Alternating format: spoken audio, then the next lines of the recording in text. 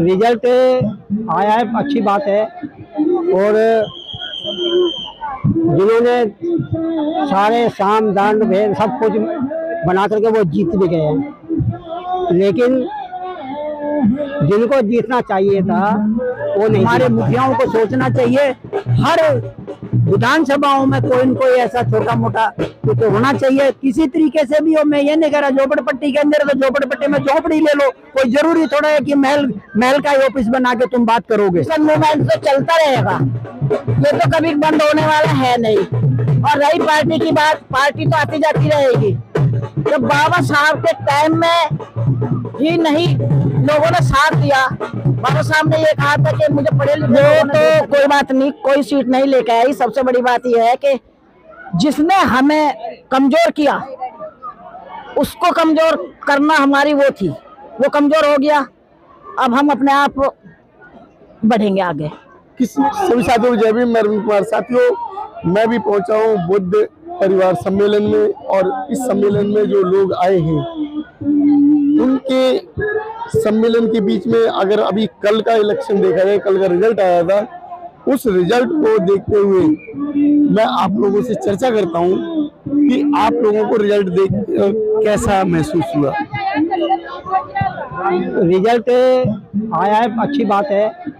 और जिन्होंने सारे साम दांड भेद सब कुछ बना करके वो जीत भी गए हैं, लेकिन जिनको जीतना चाहिए था वो नहीं जीत पाए। क्या वजह रही? उसके कई कारण। देखो, एक तो उसमें कारण क्या है, एक तो प्रचार का, एक धन का, एक जनसंपर्क का। ऐसा भी नहीं है, काशीराम जी जब जिस समय था उस समय धन की जरूरत इतनी नहीं पड़ी, तो आज इतने धन की बात क्यों कर रहे हो? आपका समाज जो है उस चीज को क्यों नहीं समझ रहा है? हाँ, बात सही है आपकी। काशीराम जी ने एक बात और कही थी, तो वो अकेले चले थे, तो साइकिल लेकर के चले थे। साइकिल ले लिया कि उन्होंने कहा था कि पहली बार अगर आप चुनाव लड़ते हो केवल हारने के लिए लड़ना, जीतने को उम्मीद मत करना। और हारने के लिए जब लड़ोगे तो समझो कैसा आपका प्रचार है। दूसरी बार चुनाव लड़ो तो हराने के लिए लड़ो, तो वो भी आपका प्रचार है। तीसरी बार जब युद्ध करोगे, आप लड़ाई करोगे, तो उस समय जीतने के लिए करो।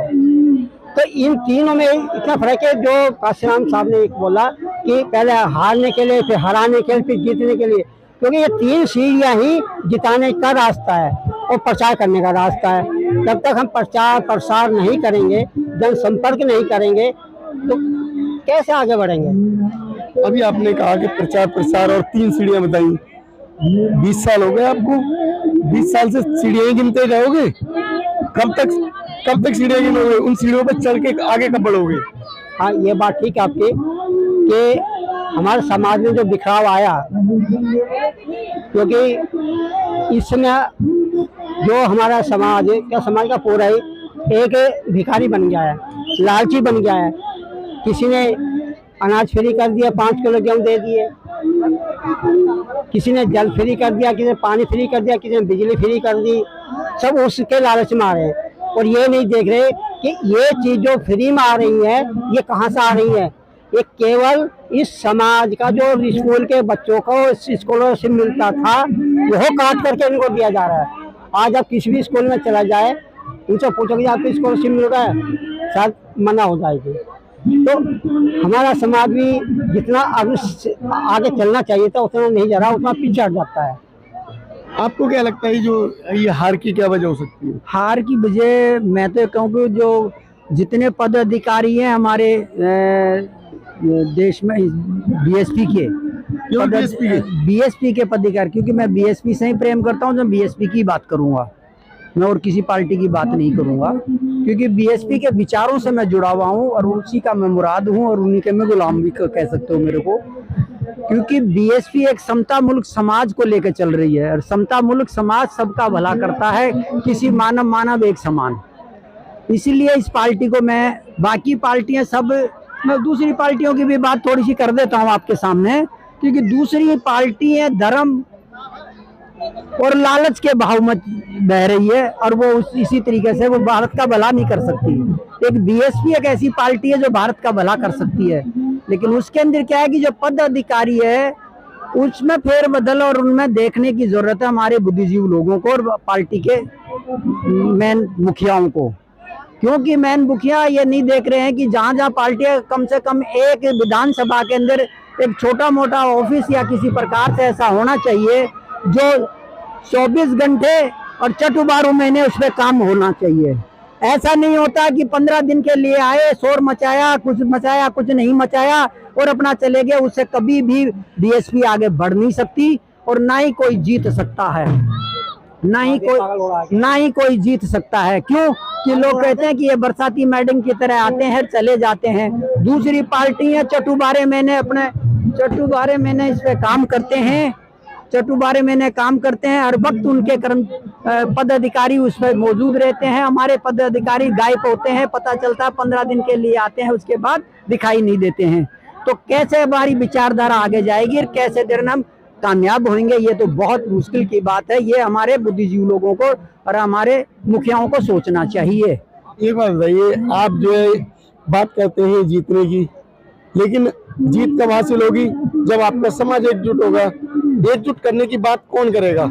एकजुट करने की बात वो करेंगे जो हर विधानसभा के अंदर बैठे हुए लोग समझाने की बात करेंगे, अपने विचारधारों को फैलाएंगे। विचारधारा ही एक ऐसी चीज है जो अगर वो कहते हैं ना, छोटे पेड़ में अगर पौधे में पानी नहीं दिया जाता तो विचारधारा वो पौधा मर जाता है। और इसी तरीके से विचारधारा भी वही चीज है जिसको अगर फैलाया नहीं जाएगा तो विचारधारा खत्म हो जाती है। ये सारी बात जो है, इस बात को समझना चाहिए हमारे बुद्धिजीवी लोगों को। कहते हैं कि बीएसपी एक पार्टी नहीं मिशन है, तो मिशन के तरीके से काम क्यों नहीं हो रहा? पार्टी के तरीके से काम हो रहा है, रोज 15 दिन के लिए हो रहा है। ये बात जमती नहीं है। इसलिए मेरा कहना तो यही है कि हमारे मुखियाओं को सोचना चाहिए, हर विधानसभाओं में कोई न कोई ऐसा छोटा मोटा तो होना चाहिए, किसी तरीके से भी हो। मैं ये नहीं कह रहा झोपड़पट्टी के अंदर तो झोपड़पट्टी में झोपड़ी ले लो, कोई जरूरी थोड़ा है कि महल का ऑफिस बना के तुम बात करोगे। अच्छा, जो आपका समाज है वो बिखरा हुआ है, उसे जोड़ने की बात अगर अलग अलग पार्टियां रहेंगी तो उसमें कर सकते हो क्या? क्या चीज? अगर आप समाज को जोड़ने की बात करोगे, अलग अलग पार्टियों के बीच में क्या जोड़ सकते हो? नहीं, ये जो पार्टियों वाली बात आती है, पार्टियां तो देखिए ऐसा है हर वक्त जो है हर वक्त ही बनती रही है। ऐसा तो नहीं है कि पार्टियां पहले नहीं थी। ऐसा नहीं था कि पहले लोग गद्दार नहीं थे। हमारे बाबा साहब के टाइम पे तो बहुत बड़े गद्दार थे लोग बात, क्योंकि बाबा साहब क्योंकि जो मनवाद टाइप का जो सिस्टम है वो तो हमारे लोगों को बदलाता है, पागल बनाता, बना के तेरे जब मर्जी अपना बना लेता तो हमारे बाबा साहब के खिलाफ ही खड़ा कर रखा था। ऐसा हुआ नहीं क्या पहले? अच्छा, आप ये बताइए, आप बहुत मिशन में आप लोग भागते हो, कहीं कोई प्रोग्राम होता है चले जाते हो, क्या आपका मिशन सही चल रहा है?